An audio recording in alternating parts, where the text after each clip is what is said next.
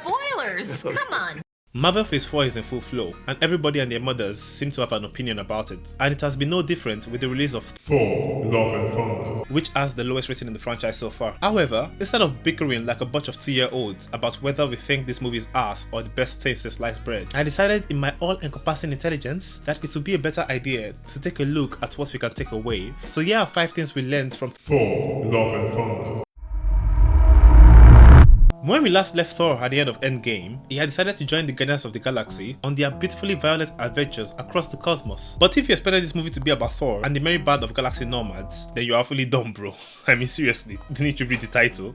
I've heard quite a few people complain about Thor in this movie, but I have to say, I think this story is great. When we meet up with Thor, he is fitter, stronger, faster, funnier, and wait for it, smarter than ever. Yes, I believe this is the smartest Thor yet. Let me explain. At the start of the movie, one of the first places we meet Thor is alongside the Guardians of the Galaxy in the middle of a battle on some random planet. You see, some random looking obos have taken over the sacred temple of some weird looking aliens, and that temple seems to be made out of some beautifully colored glass material. And so, the Guardians and Thor are there to help the aliens take back their temple. Initially, Thor decides to sit back and let the Guardians and the alien forces handle the situation, and only when things seem dire does he decide to join in. He says his catchphrase and he obliterates the aliens. Job done. I've seen some people complain about this, but I think these people are failing to understand Thor's motives. You see, Thor, being the nice guy that he is, decides to stay out of the fight initially because he wanted to give his buddies, the Guardians of the Galaxy, the chance to gain some clout. He knew that if he just came in and obliterated the Ratatouille guys, people would only worship him and they would not care about the Guardians. And when he finally decided to join the battle due to the incompetency of the Guardians, he settled the matter in the most efficient way possible. You see, the rat guys and the aliens were fighting over the colorful glass-like temple I mentioned earlier. A normal person would think, well, just beat up the bad guys. But that's dumb, because the rat guys will just come back again after recovery. So, Thor does the smart thing. He beats up the Ratatouilles and flies right through the glass temple in the middle of the fight, destroying the temple in the process. Cause you see, they are fighting over the temple. So if there's no temple, then there's nothing to fight about. And so, the rat guys won't come back. Brilliant, isn't it? Thor also shows his intelligence in many other parts of the movie. For example, when the kids of New Asgard are kidnapped by Gorr, instead of giving a rousing speech of encouragement to the parents of the kidnapped kids, like a dumb mortal Earthling like you and I, he does the smart thing by turning that terrifying and possibly tragic situation into a Thor stand-up special. Magnifico! Still not convinced? Well, what about when he went to rescue the kids? Gorr created these shadow monsters to attack him and the kids. So what did Thor do? He shared his power with the kids, which is something he can now do, by the way. I mean, that would have been a really useful power when they were fighting Thanos, or when he was fighting his sister during Ragnarok. But who cares, eh? He shared his power with his kids and sent the kids to go fight the shadow monsters. But Mr. Earthling, don't you think it's dangerous to send kids who have no combat training or any experience of war to attack monsters that have taken part in the killing of multiple gods? Man, shut up. You're just too incompetent to understand the genius thoughts and godly ways of Thor Odinson. One of the special things about Thor is the fact that not just anyone can wield his weapons. If you remember, till date, only Captain America was able to wield Thor's armor. That is because in order to wield Thor's weapon, whether it be Stormbreaker or Mjolnir, you have to be pure of heart and body. This is what makes Thor and in particular Captain America so special. Okay.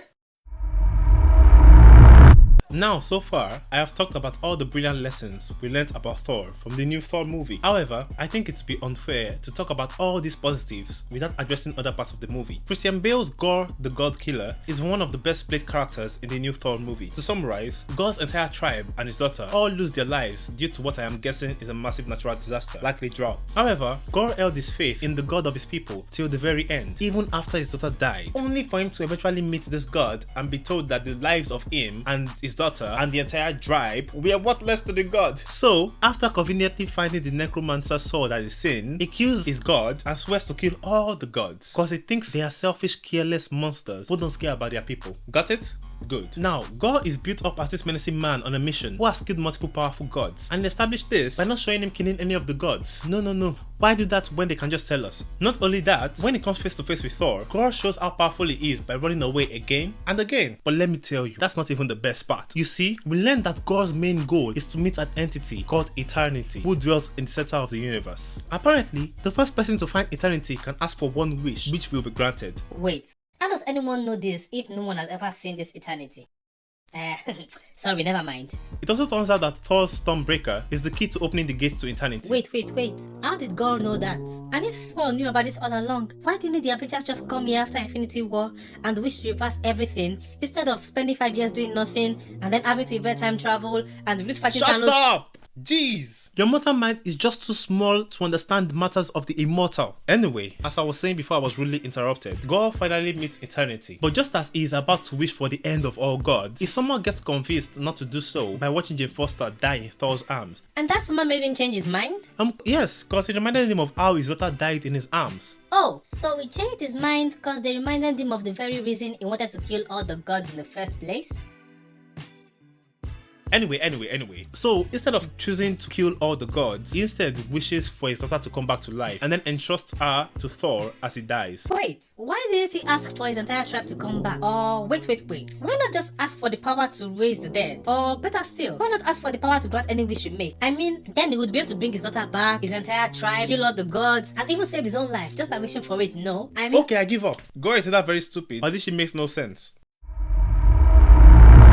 I'll keep this short. At some point, Thor decides to go to Omnipotent City to recruit an army of gods to fight Gorr. However, it turns out that all the gods are in Omnipotent City because it is hidden. Only the gods know about this place, and apparently they are all scared, even the mighty Zeus. Zeus even tells Thor to stop mentioning Gorr so as not to cause a panic, and then attempts to detain him as he is worried Gorr might find out where Omnipotent City is from Thor. Okay, so let's break this down. The same gods who have fought countless wars according to various mythologies, these gods who are in their hundreds, if not thousands, are all scared. So scared of one man that they would rather hide and have orgies instead of just banding together and dealing with him because they are all scared of dying. I mean, God couldn't even kill Thor alone. Wouldn't the sheer weight of their numbers be impossible for him to deal with? Also, with regards to the stupid reason for detaining Thor, are they saying that all the other gods who Gorr has slain didn't know about Omnipotent City? How does that make any sense? Whose idea was it to name the villain Gorr in a movie about Thor and gods? And in the post-credit scene, Zeus sent Hercules after Thor and his group because he was embarrassed by Thor.